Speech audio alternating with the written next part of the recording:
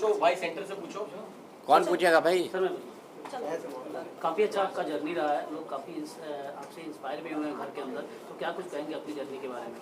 मैं कहूँगा कि मैंने 4 हफ्ते की जो जर्नी की है, मैं पहले जब गया था तो मेरी फ़िज़िकल कंडीशन बहुत ख़राब थी। आपने सब देखा, मैं व्हीलचेयर पे वहाँ पे चल रहा था। 15 दिन हुए थे, मुझे हिप रिप्लेसमेंट सर्जरी हुई थी। बहुत डबल माइंडेड था, कुछ डॉक्टर्स ने कहा जाना चाहिए, नहीं जाना चाहिए, लेकिन उसके बाद भी मैंने जाने का निर्णय किया। मैं थैंक यू कहना चाहूँगा मेकर्स को, जियो सिनेमा को, एंडे मॉल को, जिन्होंने वाईकॉम 18 को, जिन्होंने मेरी मदद की वहाँ पर। और जब मैं घर में गया तो मुझे ऐसा लग रहा था शायद मैं 2 दिन रहूँ, हफ्ते भर रहूँ, लेकिन 4 हफ्ते वहाँ पर बिता के आया हूँ।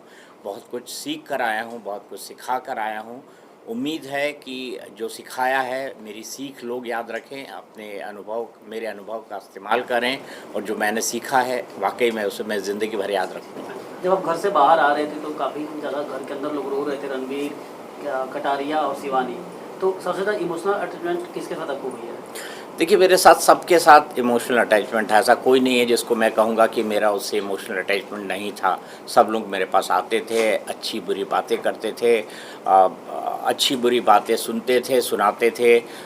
हमारा एक रिश्ता था और वो रिश्ता समय के साथ डेवलप हुआ है। एक में ना बड़ा वक्त होता है, एक छत के अंदर रहना इस डिजिटल युग में, ना टीवी देखना, ना फ़ोन आपके पास। हमारे पास है, था भी तो वो एक सर्टेन टास्क के लिए था, बाहर वाला के लिए वो फ़ोन दिया गया था।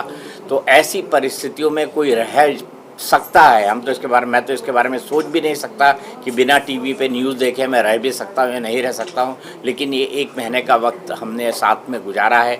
मुझे ये लगता है कि मैं वहाँ पर ट्रॉफ़ी जीतने नहीं, दिल जीतने गया था, और ट्रॉफ़ी जीतना मेरा मकसद कभी था ही नहीं। मैं दिल जीतने गया था, और वाकई मुझे अब ऐसा लगता है कि मैं वहाँ पर कई दिल जीत कर आया हूँ। उनके आंसू इस बात के गवाह हैं। दीपक सर, आपसे जानना चाहूँगी, जैसे कि आपने कहा नॉमिनेट घर से बाहर आ चुके हैं, बट कहीं ना कहीं अभी भी रवि सर, हाँ सर, वो अभी भी वो टास्क, जो फूल का टास्क हुआ था उसमें आपने उन्हें सेव किया था, कहीं ना कहीं उन्होंने आपको नॉमिनेट कर दिया। कहीं ये लोग जहाँ बोल रहे थे कर्मा रिफ्लेक्स हुआ है, इस पर आप क्या कहेंगे? मैं सिर्फ इतना कहना चाहूँगा कि मुझे किसी से इस बात की नाराज़गी नहीं है कि किसने मुझे नॉमिनेट किया, किसने नहीं किया। बिग बॉस के घर में मुझे कोई परमानेंटली नहीं रहना था। 4 हफ्ते बाद नहीं तो 6 हफ्ते बाद शो ख़त्म होना था और मुझे बाहर आ जाना था। ये बात ठीक है कि मैं 4 हफ्ते बाद नॉमिनेट हुआ, ये भी ठीक है कि रणवीर ने मुझे नॉमिनेट किया। मैं सिर्फ इतना कहना चाहूँगा कि रणवीर ने जो किया, हमारी ज़िंदगी में जो बड़े परिवर्तन होते हैं उसके लिए कोई ना कोई माध्यम बनता है। रणवीर भी मेरे लिए माध्यम बने, इससे ज़्यादा मैं उसके बारे में कुछ नहीं सोचता। हाँ, अगर कोई कर्मा की बात कहता है तो मैं कहूँगा कि ये मेरे अच्छे कर्म हैं कि मैं इस विपरीत हालात में भी बिना किसी बड़ी मुसीबत के बिग बॉस में एक महत्वपूर्ण महीने बिता कर आया हूँ, और मैंने वहाँ से काफ़ी कुछ सीखा है। सर, आपसे अदनान बदतमीजी से बात किए थे तो आपको कितना हर्ट हुआ था उस टाइम पे? मैं इस लायक उनको नहीं समझता कि उनके बारे में किसी तरह की कोई टिप्पणी करूँ। क्या बात है सर, अकॉर्डिंग टू यू सबसे स्ट्रॉन्ग कंटेस्टेंट्स कौन लगते हैं इस समय बिग बॉस हाउस में?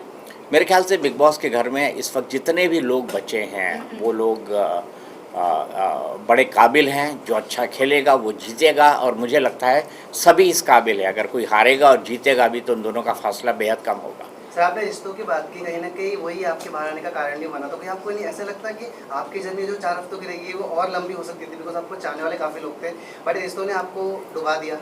क्या फ़र्क पड़ता है सर, कोई ना कोई तो किसी को डुबोता है। देखिए, ज़िंदगी में जो है, ये जो यहाँ लिखा होता है इसको कोई नहीं बदल पाता, होनी को कोई नहीं बदल सकता। मेरी माँ कहा करती थी कि सामान 100 बरस का, पल की खबर नहीं। मतलब ये प्लान फॉर 100 ईयर्स, हम अपनी ज़िंदगी 100 साल के हिसाब से प्लान करते हैं कि 20 साल में ये करूँगा, 30 साल में ये करूँगा, 40 में ये करूँगा, 50 में ये करूँगा। लेकिन क्या हमारी ज़िंदगी में अगले पल घटने वाला होता है, इसकी हमें खबर नहीं होती।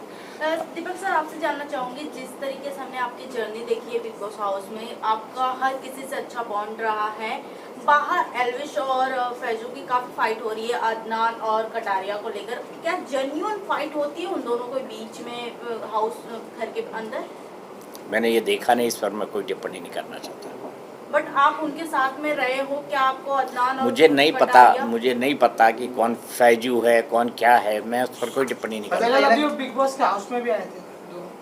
मैं नहीं था उस वक्त। सर शिवानी के साथ जैसा उसके भाषा को लेकर घर में बात होती है, आपके साथ काफ़ी देखा गया कि आपके साथ बैठती थी, आप समझाते थे, तो कैसा उसका भाषा है या स्वभाव है, कुछ बताना चाहेंगे रियल में जो आपने अनुभव किया? स्वभाव से बहुत सरल है, थोड़ी ज़्यादा बोलती है, ज़्यादा मजाकिया है, लेकिन उसको गलत लोग उसकी भाषा के कारण समझते हैं। मुझे ये लगता है कि जिस इलाके से आती है वो उत्तर प्रदेश का एक ऐसा इलाका है जहाँ कई भाषाओं का और बोलियों का मिक्स बोला जाता है, वहाँ की लैंग्वेज इसी तरीके की है। तो मैंने यही लोगों को समझाने की कोशिश की, मैंने यही एके को भी बताने की कोशिश की थी वीकेंड का वार में। और मेरा ये मानना है कि शिवानी समय के साथ बदली है, सीखी है, और ये उसकी व्यक्तित्व में भी जल्दी दिखेगा। सर, आप अरमान मलिक फैमिली से भी काफी क्लोज रहे हैं। पायल सबसे पहले घर से निकल गई हैं और कृतिका अभी भी बनी है। ऑडियंस के अकॉर्डिंग देखा जाए तो कृतिका कुछ नहीं कर रही है, पायल सबसे ज्यादा स्ट्रांग बताई जा रही है। आपको क्या लगता है कृतिका और पायल में से कौन सा स्ट्रांग था और किसको घर में रहना ज्यादा डिजर्विंग था? मैं ऑडियंस क्या सोचते हैं क्या नहीं सोचते इसके हिसाब से किसी को वैल्यू जज नहीं कर बट सकता। आपके अकॉर्डिंग आप क्या देखते हो, दोनों के बीच में सबसे ज्यादा कौन स्ट्रांग था? मेरे हिसाब से दर्शक इसके बारे में डिसाइड करेंगे। सर, कटारिया के साथ जिस तरह रणबीर के साथ झगड़ा होता था और दोनों के विशाल के साथ भी, तो उस पर आप क्या देखते हैं, कौन सही था कौन गलत था, कुछ अपना? मैं किसी को सही या गलत नहीं कहूँगा, मैं तो सिर्फ लोगों को ये कहता था कि अगर कोई बड़ी उम्र का है उसका सम्मान करो, अगर कोई छोटा भी आपको बड़ी सीख दे रहा है उसका सम्मान करो। यही बात मैं लोगों को कहा करता था और ज़्यादातर मौके पे लोगों ने, मेरे हाउसमेट्स ने, फेलो हाउसमेट्स ने इस बात को सुना है। सर, कौन सा ऐसा कंटेस्टेंट था जिसके साथ आप रिश्ता नहीं रखना चाहेंगे? मुझे ऐसा कोई नहीं लगता।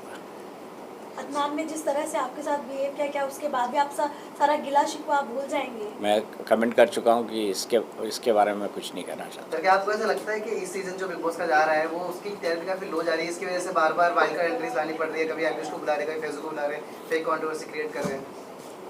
यार OTT की टीआरपी कहाँ आती है मेरे भाई, शब्द तो सही सोचो। आपने कहा था कि शिवानी से मिलने जाएंगे उसके घर, तो जाऊँगा बिल्कुल जाऊँगा। सर, बिग बॉस के बाद आपने मतलब आपके लाइफ में मतलब अभी क्या चेंजेस आए, आप इसके बारे में क्या कहना चाहोगे, या क्या चेंजेस आ सकते हैं, आपको क्या लगता है इसके बारे में? एक दिन में तो मुझे कोई चेंज नहीं दिखा। सर, आपने वेट कितना लूज किया, क्योंकि बिग बॉस इसीलिए जाना जाता है कि लोग अंदर जाने के बाद वेट तो जरूर लूज कर लेते हैं 4-5 किलो। अभी मैं अपने जो वेट स्केल है उस पर चढ़ा नहीं हूँ, लेकिन वेट मैंने जरूर लूज़ किया। सर, आप घर के अंदर थे तो आप फिजिकली फिट नहीं थे, तो कितनी परेशानी हुई आपको और कौन से लोग जो आपको सबसे ज़्यादा हेल्प किया? मुझे हर इंसान ने मदद की जो उस घर के अंदर था, चाहे वो मुझसे बात करता हो ना करता हो, मुझे पसंद करता हो ना पसंद करता हो, हर इंसान ने मेरी मदद की है, किसी न किसी रूप में मदद की है, और मैं सबका बहुत तहे दिल से धन्यवाद करता हूँ। Okay, thank you. Sir, top 3 में कौन हो सकता है आपके हिसाब से? मेरे हिसाब से टॉप 3 में मैं खुद हूँ। तारा चिंगम देना। चलो हो गया।